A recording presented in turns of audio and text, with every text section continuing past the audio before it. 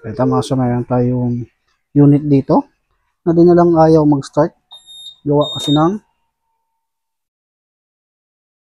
yung kanyang fuel pump.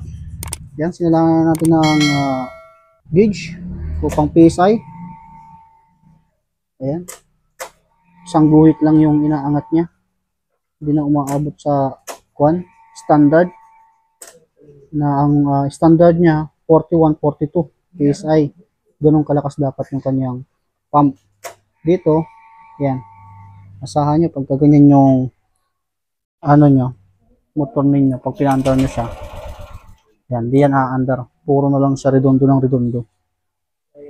Kung wala naman kayong pang test tulad nito, kahit yung daliri nyo lang, ibara nyo doon sa pinaka nozzle nung fuel pump.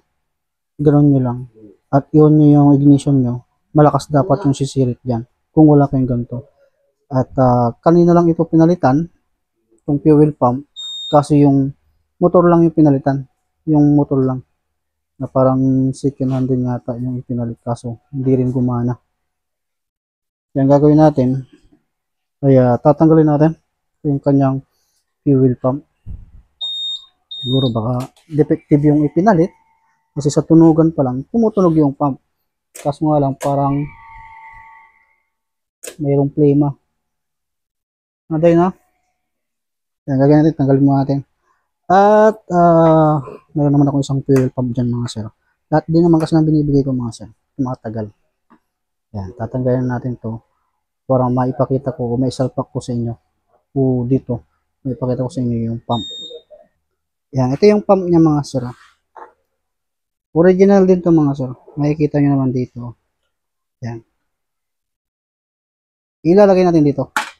Pag ito gumana, sa kanya na. Libre na to. Kaya, sapak muna natin. Basta pagka mayroong ako mga ganito, ito talaga binibigay ko na lang. Yan, para kahit pa paano, makatipid-tipid naman to.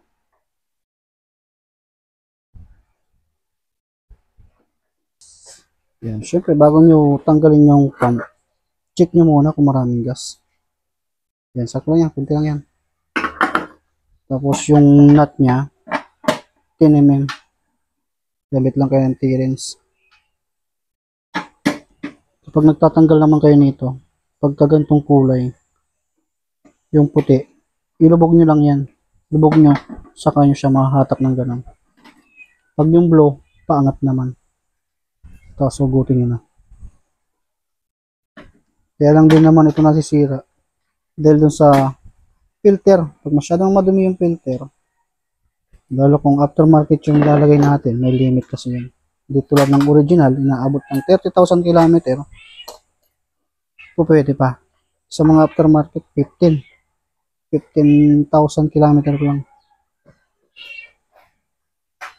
Okay, tanggalin mo. Magkaiba yung fuel pump ng ng 150 sa 125. Gusto niyo tumagal yung pump, ilagay niyo pang 125. Mas maganda yung mga sir. Papansin niyo medyo kakaibang tanggalin. Sigurado hindi parehas tong filter nito. Or baka hindi na ibalik ng maayos to. Kasi ang hirap po.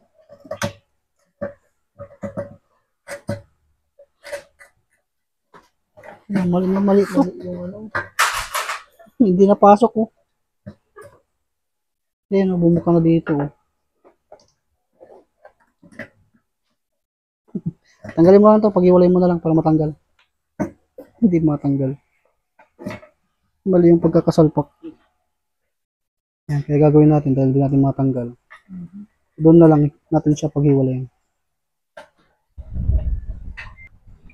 Mali yung pagkakalagay niya. Kasi hindi naman totaling mahirap tanggalin to. Ngayon, sobrang hirap tanggalin. Yan na, nangyat na. Tama naman, hindi lang siguro na ibalik yung isa.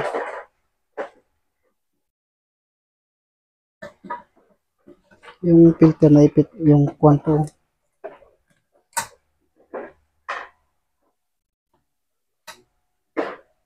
Baka mo. Yan. Minsan din mga sir, doon din nagkakaroon ng problema. Doon, sa housing na yan. Ito pinalitan ko. Bago lang yata yan. Grabe na. Puto. Nangyari dito. Kung mo ganyan. Yan. Tapos mo lang. Yan.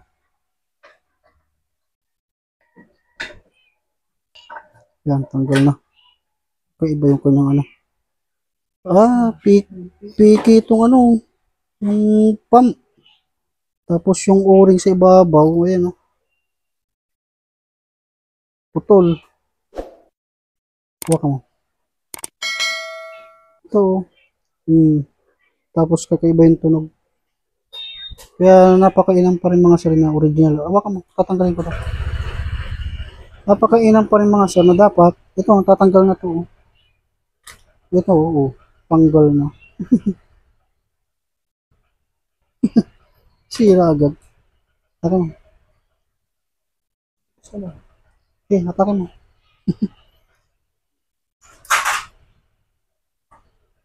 Recover. Tatanggal na natin. Pinagkaiba ng aftermarket, papansin nyo, yung hawak ko. Yan. Kanina lang ito sinalpak mga sir. Kaso, sira agad. Kaya napaka-importante yung original dapat. At yung o-ring dapat pit na pit yan. Hindi dapat yan maluwag or napuputol. Okay, salpak mo na. Tapos, palitan natin yung filter kasi palitan mo na. Palitan mo na. Salpak na. Yan. Para matesting natin. Para paano makatipid ito. Okay. Tapos yung housing. Dito naman din kayo magkakamali dito mga sir. Kasi bago nyo ito kalasin, check nyo muna kung ano yung posisyon. Titignan nyo muna yung positive sa negative. Kung ito, positive to, negative yung green, mauna lagi yung negative na inilalagay kaysa dun sa positive. Okay. So, na. Okay, nailock na natin. Tapos, dito mga sir, unahin nyo yung ito. Yan, mauna yung green. Mauna yung green. Negative to. Mauna to. Green. Tapos, positive. At, susunod nyo na yung floater. Negative sa positive ulit. Ayan, isalpak na natin. Lagyan mo filter. Tapos yung o-ring. Lagay mo na. Pagka kinalawang dito, kiskisin yung mga sara para hindi pagsimula ng leak. At ginagawa ko dyan, lalagyan ko ng konting grasa. Siyempre, ibabalik nyo muna. Huwag nyo muna lalagyan ng grasa para hindi dumikit dun sa filter. Bagong filter tayo.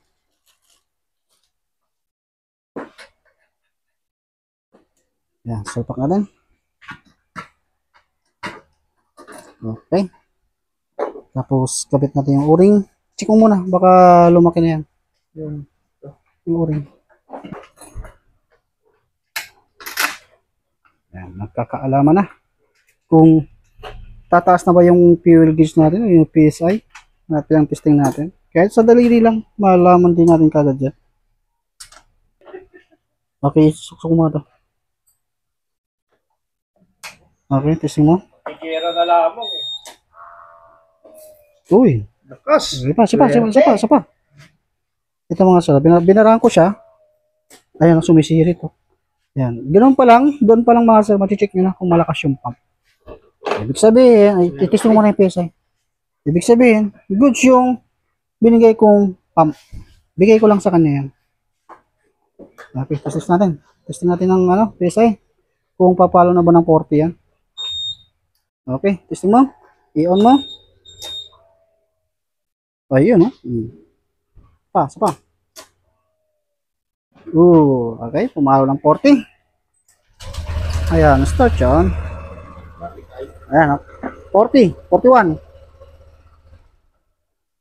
Okay. Tapos tasa mo yung minor.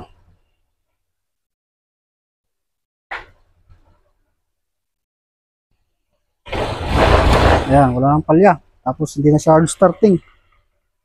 Pag hard starting, check yung fuel pump ninyo. Or spark plug cap. Yan, kung malakas ang kuryente. Ito, goods na. Yan, libre lang yung mga sira yung pump ko. Yan, bigay ko lang yan. Kesa dito sa nabili niya, tanggal kagad ko. Yan, disposable na to. Yan, ganyan lang yung video natin mga sir.